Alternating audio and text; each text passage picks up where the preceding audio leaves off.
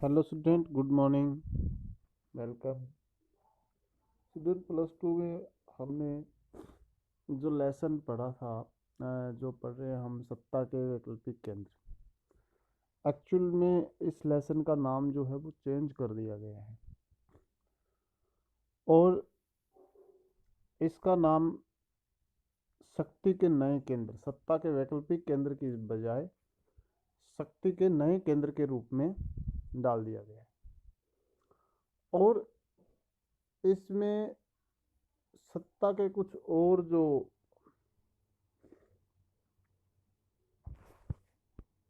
केंद्र हैं उनको जोड़ा गया है, जिसमें भारत भी है, इजराइल भी है, चाइना और ब्रिक्स, ये सारी चीज़ें नहीं जोड़ी गई।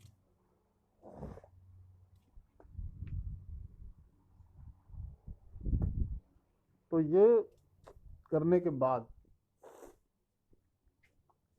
चीन की अर्थव्यवस्था को देखने के बाद, आज हम कर रहे हैं जापान और इस लेसन से जुड़े कुछ एक क्वेश्चन। उसके बाद हम आगे इसको जारी रखेंगे। जापान जो है वो एक विकसित राष्ट्रों की श्रेणी में गिना जाता है। कुछ एक जापानी कंपनियों के नाम यहाँ दिए गए हैं, जैसे सोनी है, Panasonic, Canon, Suzuki, Honda, Toyota और मजदा। ये जापानी ब्रांड के नाम आपने ज़रूर सुने होंगे। उच्च प्रौद्योगिकी उत्पाद बनाने के लिए इसके नाम मशहूर है। जितनी भी क्वालिटी की चीज़ें बनाई जाती है वो ये जापान में तैयार की जाती है। जापान अपनी टेक्नोलॉजी को लेकर के पूरे विश्व में प्रसिद्ध है। जापान के पास प्राकृतिक संसाधन कम है और वह ज़्यादा कच्चे माल का आयात करता है। देखिए, जापान के पास इतने प्राकृतिक संसाधन नहीं है। कच्चा माल आयात करना, उससे माल तैयार करना, फिर बेचना, उसको क्वालिटी में डालना, ये जापान ही कर सकता है। इसके बावजूद विश्व युद्ध के बाद जापान ने बड़ी तेज गति से प्रगति की। प्राकृतिक संसाधन कम होने के बावजूद जापान ने जो प्रगति की है दूसरे विश्व युद्ध के बाद, वो बहुत तेज गति से की है, क्योंकि बहुत सारे विश्व के देश ऐसे हैं जिनके पास बहुत ज़्यादा प्राकृतिक संसाधन है, उसके बावजूद वो प्रगति की रफ्तार नहीं बढ़ा पाए हैं। भारत भी प्राकृतिक संसाधनों में धनी है। जापान की अर्थव्यवस्था विश्व की दूसरी सबसे बड़ी अर्थव्यवस्था है। ये जो अर्थव्यवस्था है अमेरिका के बाद है। एशिया के देशों में अकेला जापान ही समूह 8 के देशों में शामिल है। जो G8 है ग्रुप, जी ग्रुप 8 जो है वो विश्व के 8 विकसित देशों का समूह है, जिसमें ज़्यादातर यूरोप के देश है और एशिया का अकेला देश है जापान। आबादी के लिहाज से विश्व में जापान का 10वां स्थान है। आबादी के हिसाब से जापान का 10वां स्थान है, लेकिन इतनी भूमि उनके अनुसार नहीं है। परमाणु बम की विभीषिका झेलने वाला एकमात्र देश जापान है। जापान संयुक्त राष्ट्र संघ के बजट में 20% योगदान करता है। संयुक्त राष्ट्र में अपने योगदान को जापान जो है वो महत्वपूर्ण मानता है। वो लगातार अपना पैसा उसमें देता रहता है। जापान संयुक्त राष्ट्र संघ के बजट में अंशदान करने के लिहाज से दूसरा बड़ा देश है।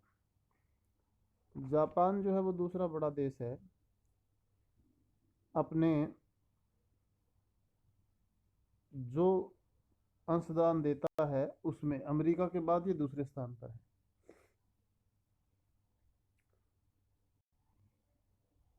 अमेरिका के साथ सुरक्षा गठबंधन 1951 से जापान का है, यानी कि सुरक्षा के मामलों में दोनों मिलकर के अपनी सुरक्षा करेंगे और एक दूसरे के साथ घनिष्ठता से जुड़े रहेंगे।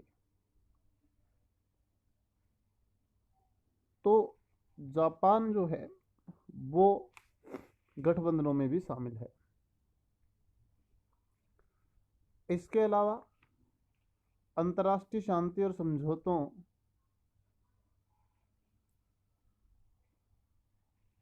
के मामले में संविधान के अनुच्छेद 9 के अनुसार राष्ट्र के संप्रभु अधिकार के रूप में युद्ध को तथा अंतर्राष्ट्रीय विवादों को सुलझाने के लिए बल प्रयोग को अथवा धमकी से काम लेने के तरीकों को हमेशा से लिए त्याग किया गया है। जापान के लोग हमेशा के लिए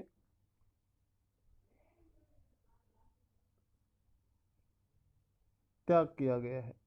कभी उनके देश के संविधान में लिखा हुआ कि हम युद्ध नहीं करेंगे। जापान का सैन्य व्यय उसके सकल घरेलू उत्पाद का केवल 1% है। 1%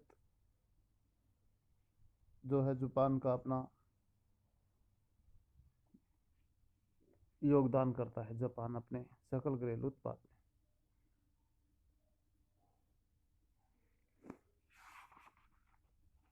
और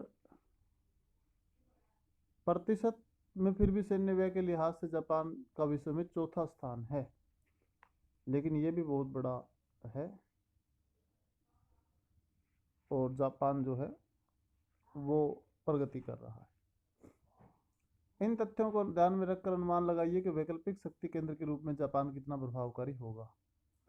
तो स्पष्ट है, जापान के पास अगर इतनी शक्ति है तो वो महत्वपूर्ण देश होगा